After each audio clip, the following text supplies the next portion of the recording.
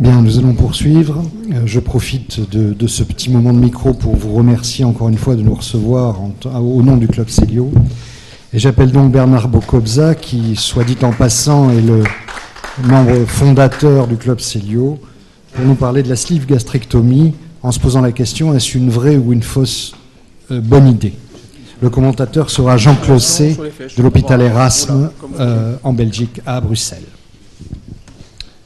Monsieur le Président, Monsieur le Secrétaire, chers confrères et chers maîtres, je voudrais vous présenter l'idée que je me fais aujourd'hui de la sleeve gastrectomie après plusieurs années d'explosion dans le champ chirurgical. Alors, je vous rappelle que c'est la partie restrictive d'une intervention qui s'appelle le duodenal switch, qui a été décrit au Canada par Marceau et Long, et qui était une modification du Scopinaro dans le but de diminuer le risque d'ulcère anastomotique. Cette chirurgie a été faite en laparoscopie par certains chirurgiens américains, avec une mortalité que je trouve prohibitive, qui était de près de 5%. Et pour diminuer cette mortalité, ils ont proposé de la faire en 2 temps. D'abord la sleeve gastrectomie, puis la dérivation digestive, une fois que le patient était passé en dessous de 50 d'indice de masse corporelle. Et ils ont réussi à diminuer la mortalité par 10, la ramenant à 0,5%, ce qui était la mortalité du bypass. De nombreux patients, bien entendu, ont été perdus de vue, notamment, je vous rappelle qu'aux États-Unis, le suivi est absolument inexistant, car les patients voyagent pour se faire opérer et ne sont pas revus.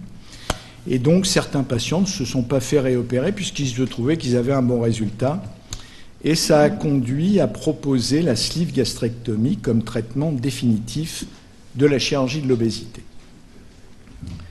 Alors, en France, on s'aperçoit qu'il y a eu une flambée d'amour pour cette intervention, puisqu'entre 2003 et 2011, la sleeve gastrectomie est passée de 0% à 5%, puis à 30%.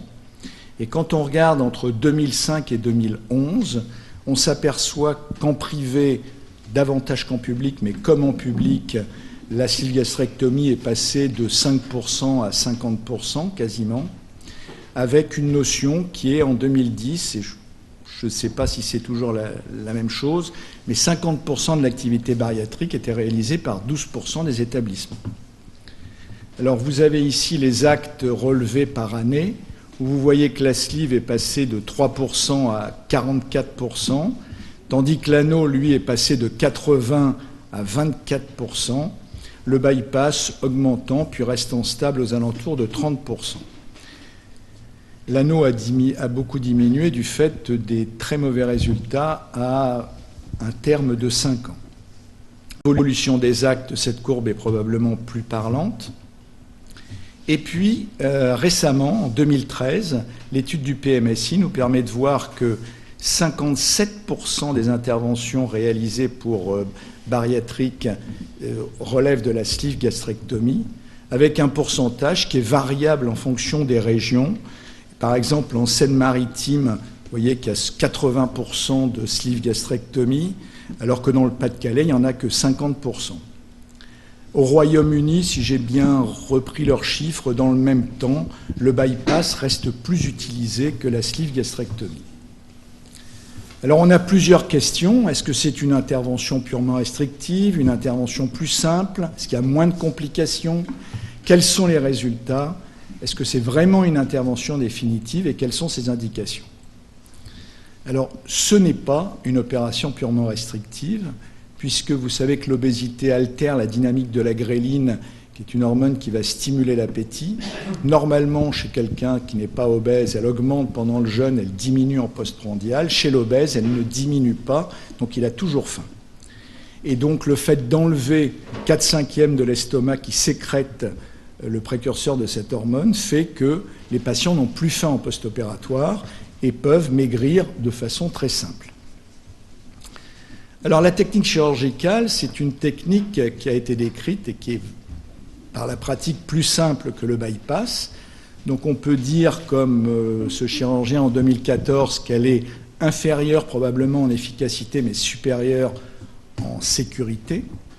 Elle impose certaines règles techniques pour un bon résultat secondaire et pour diminuer les complications. La première chose, c'est de ne pas tirer sur l'estomac lorsqu'on va poser la pince linéaire coupante au contact de la sonde de calibration, car on a un risque d'écartement secondaire.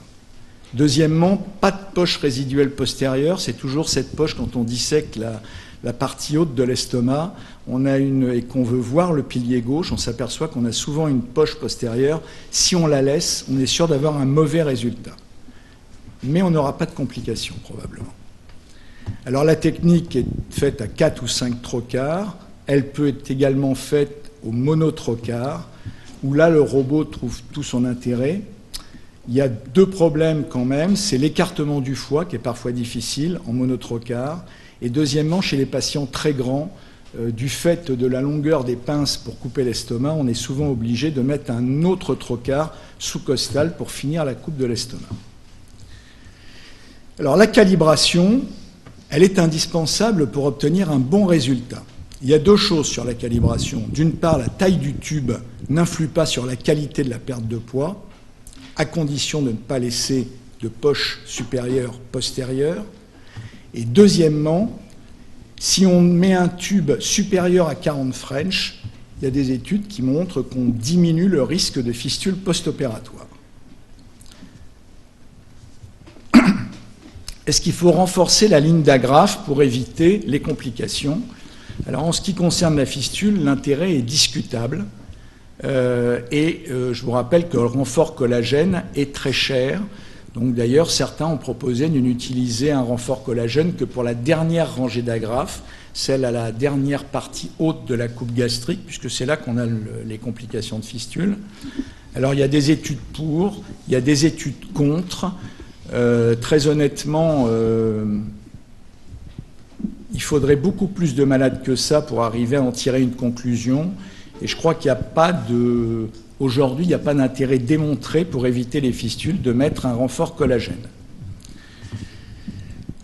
Alors les complications, c'est l'hémorragie. L'hémorragie est peu fréquente. Elle peut être soit sur la ligne d'agrafe et vous allez avoir un hématome périgastrique post-opératoire qui nécessite un drainage ou une réintervention. Elle peut être également intragastrique. Et on peut éviter ça par l'utilisation, là la membrane peut trouver son intérêt, ou par la pulvérisation d'hémostatiques. Moi, j'utilise une poudre qui s'appelle Hémosno, qui n'est pas chère, et qui diminue, semble-t-il, le risque d'hémorragie secondaire. Alors, la fistule, je vous rappelle qu'elle est le plus souvent à la partie supérieure. C'est une fistule soit précoce. La fistule précoce, dans les 2 premiers jours, c'est un défaut d'agrafage. C'est une faute technique.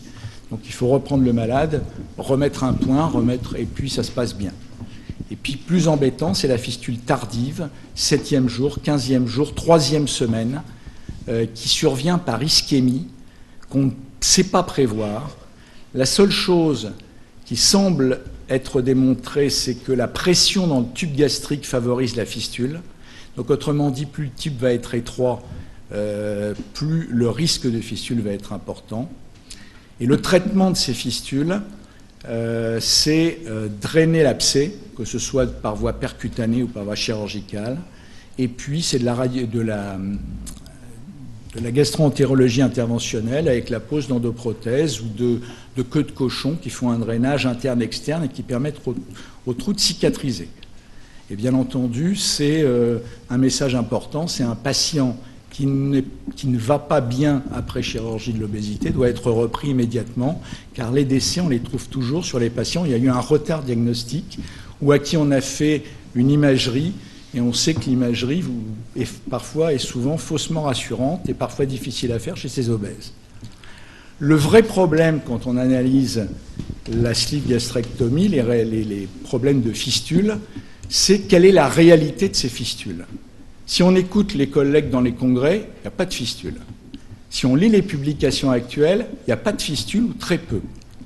Et puis, on a la surprise, quand on discute, j'avais discuté avec Philippe Marr, qui m'avait dit que lui avait 5% de fistules, année après année. On a un groupe international, 1500 membres, dont la plupart sont très connus dans le monde entier, qui se réunissent pour discuter de leurs problèmes sur une page, un groupe fermé Facebook, et on s'aperçoit que la seule discussion quasiment qu'ils ont, c'est qu'est-ce qu'on fait quand on a une fistule. Ce qui, pour des gens qui n'en ont jamais, est quand même extrêmement étonnant. Deuxièmement, on a des équipes, notamment au Brésil, qui publient d'excellents résultats, mais on s'aperçoit qu'ils ont créé une unité dédiée au traitement des fistules et qu'ils ont formé un chirurgien à l'endoscopie interventionnelle. Troisièmement, à l'hôpital européen Georges Pompidou à Paris, ils ont arrêté la sleeve gastrectomie de première intention de façon systématique à cause des complications de fistules, et ils ont créé une unité dédiée au traitement des complications. Et enfin, quand on interroge les gastro-entérologues interventionnels à Paris, les 2 centres experts qui en font beaucoup, ils vous posent la question, c'est pourquoi les chirurgiens continuent à faire des sleeve gastrectomies. Donc il y a un problème d'analyse et de vérité des publications, et il est difficile d'avoir une idée réelle en dehors de sa propre expérience. Et donc dans ma série, par exemple, j'en fais pas beaucoup des sleeves, j'en ai fait beaucoup ailleurs, mais pas dans mon hôpital.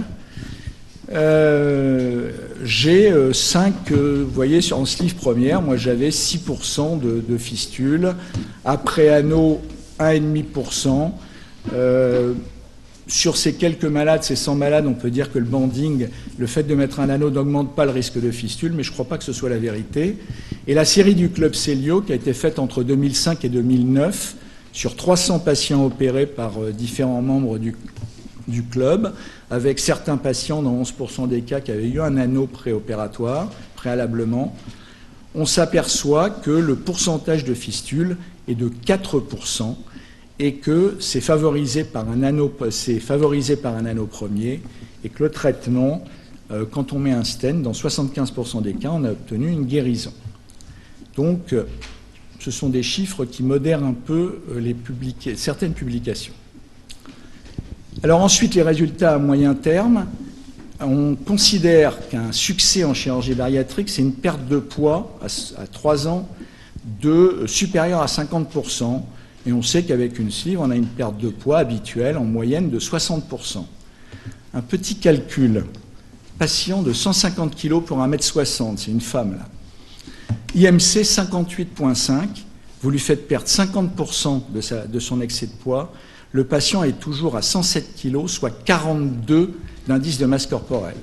Donc venir écrire, publier qu'on a un bon résultat quand on a toujours un patient obèse morbide, moi j'ai du mal à l'accepter.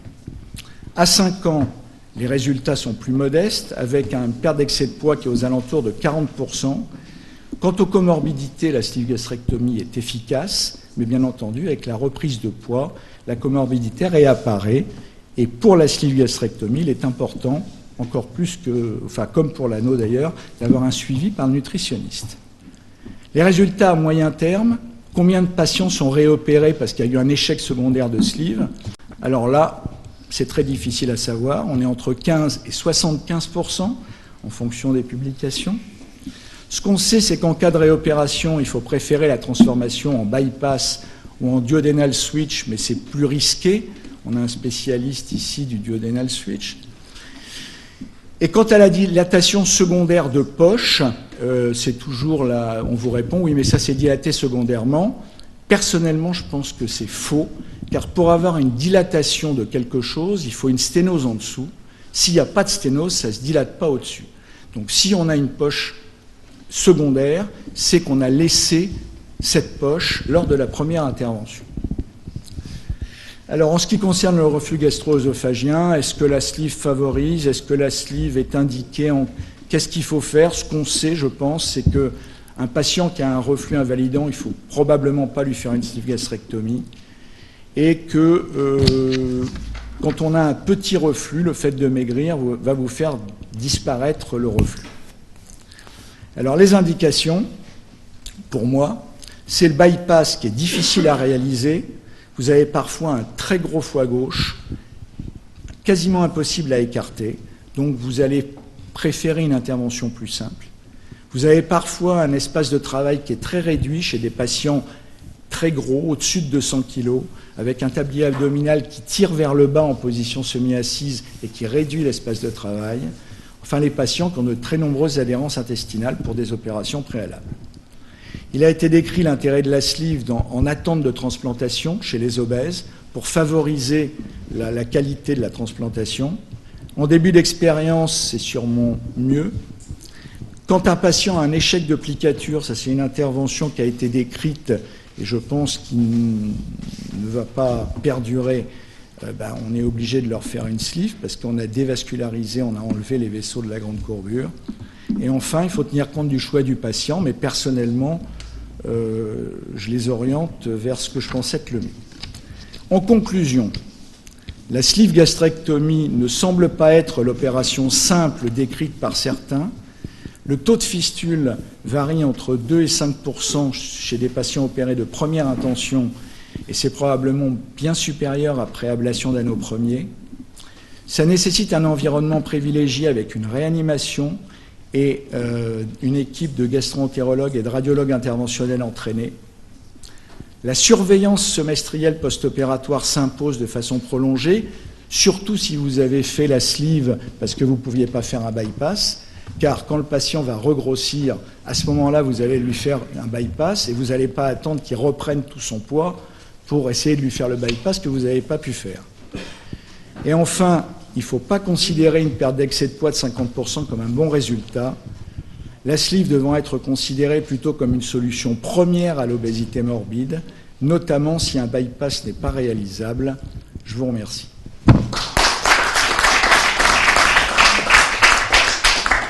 Merci Bernard pour cette belle présentation. On va donc demander à Jean Closset de Bruxelles de venir faire ses commentaires et je pense qu'il va en avoir.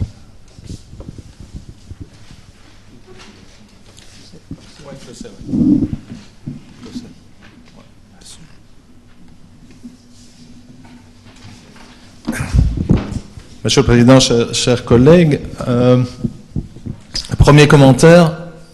Bon, la période périopératoire, effectivement, ce risque de fistule est un souci majeur pour 3 raisons. Pourquoi? Parce que premièrement, il s'agit d'une chirurgie préventive et fonctionnelle, et donc les complications sont d'autant moins supportées par le personnel et par les patients et les familles.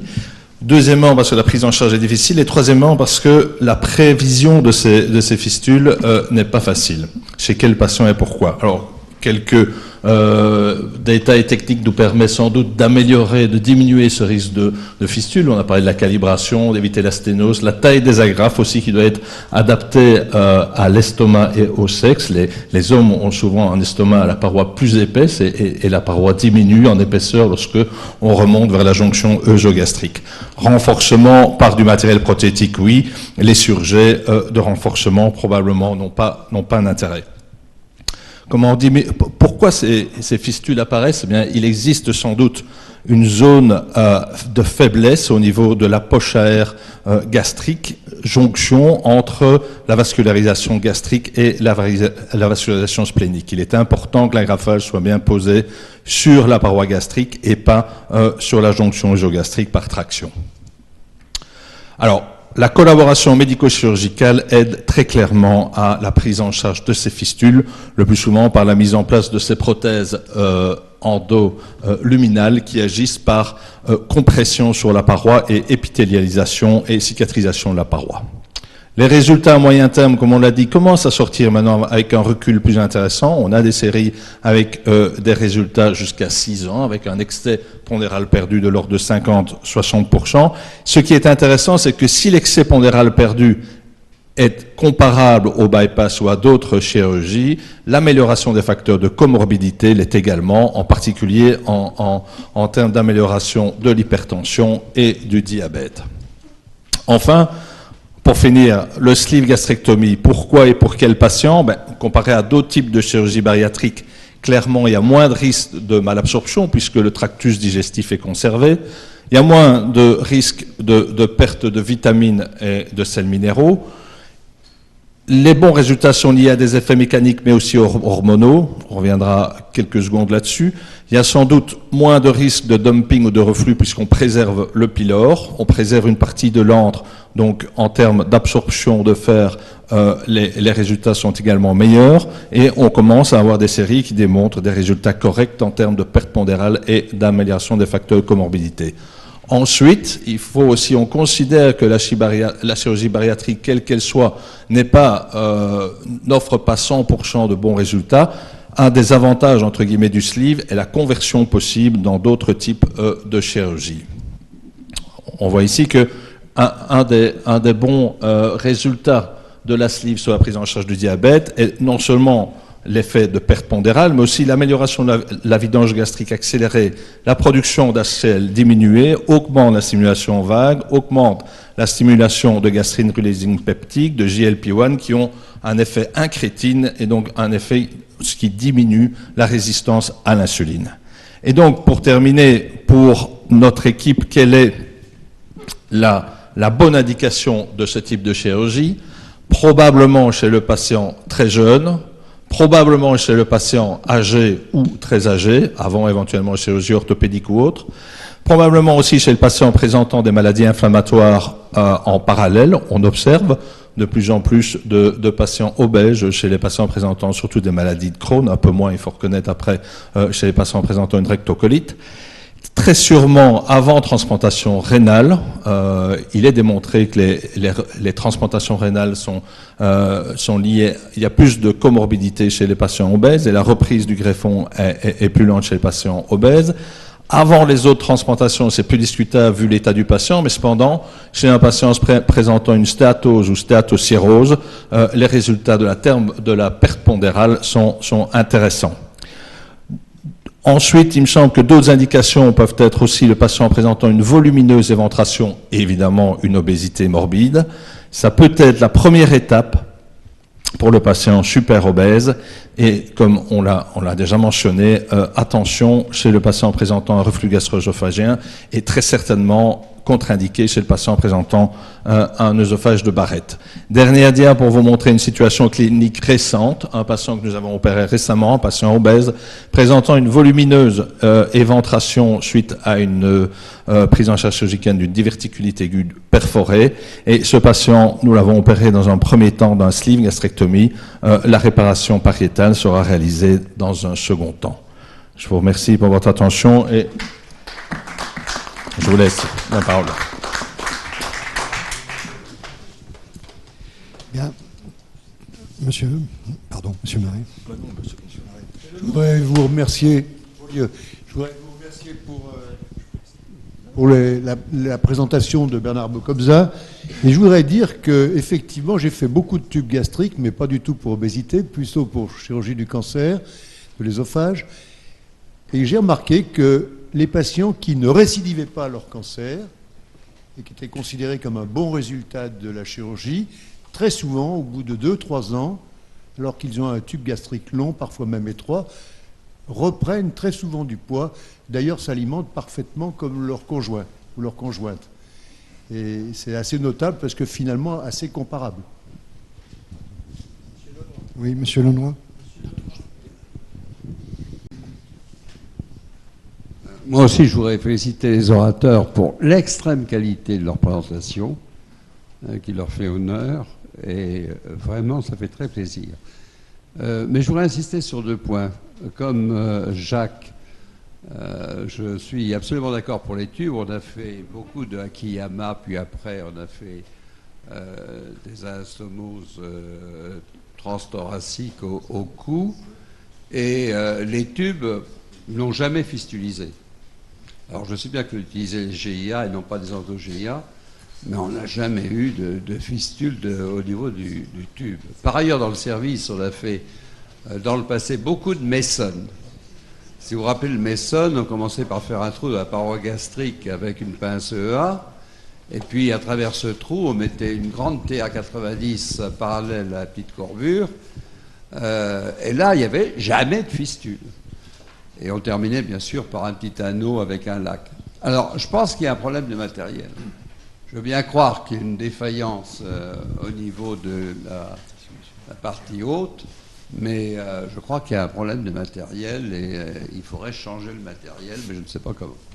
Vous avez de la chance pour les Mason parce que je ne sais plus lequel de mes amis belges m'a dit que tous les gens qui ont fait des Mason avaient des malades en réanimation. Donc, on ne doit pas être aussi bien. Et puis pour le tube gastrique sur cancer de l'œsophage, il y a quand même une anastomose, et c'est au niveau de l'anastomose que ça peut éventuellement poser problème.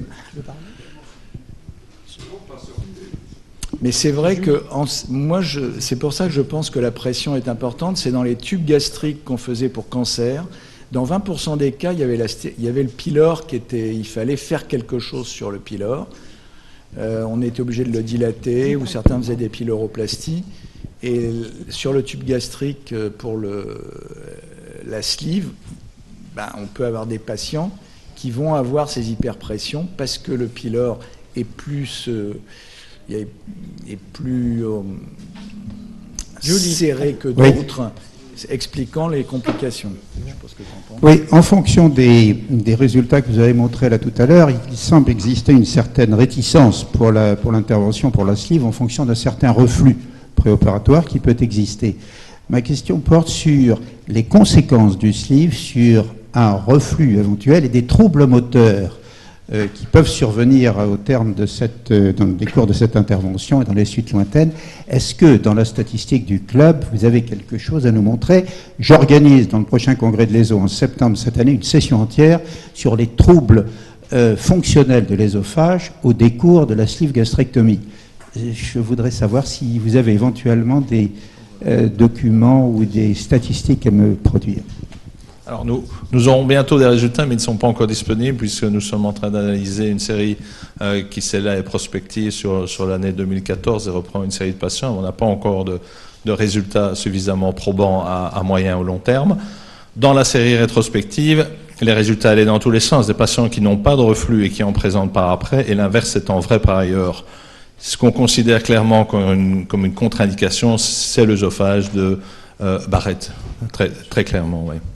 Alors je me donne la parole pour donner une information, faire 2 commentaires et une toute petite question. L'information, c'est qu'ici même à l'Académie cette année, nous avons organisé un symposium sur le suivi de cette chirurgie bariatrique, en particulier des sleeve gastrectomies, et c'est en ligne sur le site. Je dis ça pour tous ceux qui sont là qui ne le sauraient pas encore, y compris les gens du club qui sont impliqués dans cette chirurgie, et que nous avons quelques semaines plus tard organisé avec la SOFCO MM une séance dédiée à cette chirurgie, et qu'il y avait une communication sur la prise en charge de ces fistules qui sont quand même un élément à prendre en compte effectivement. Mes commentaires seront premièrement par rapport à ce qui a été dit sur les fistules de la zone d'agrafage dans la sleeve, dans la partie haute. Simplement pour faire remarquer à notre cher ami Monsieur Launois et maître qu'il s'agit exactement de l'inverse, puisque là, on agrafe l'autre partie. Et donc, on n'est pas du tout dans la même stratégie, puisque quand on fait le tube gastrique, on agrafe sur la gauche, et cette partie-là, on la laisse pour la chirurgie des œsophage, alors que là, on l'enlève. Et donc, je pense que c'est ça la difficulté. En plus, mais là, je ne sais pas si on doit en tenir compte, on avait souvent l'habitude de faire un surjet d'hémostase qui n'est pas forcément réalisé dans cette chirurgie. Mon autre commentaire, c'est par rapport à la transplantation hépatique. S'agissant d'associer la sleeve gastrectomie pour faciliter la transplantation, ça me paraît peu raisonnable dans la mesure où les indications de transplantation concernent des patients qui sont en état trop avancé pour imaginer une chirurgie avec un tel risque. Et nous avons une expérience dans notre centre où cette intervention a été proposée dans les suites de la transplantation hépatique, et d'ailleurs avec des bons résultats.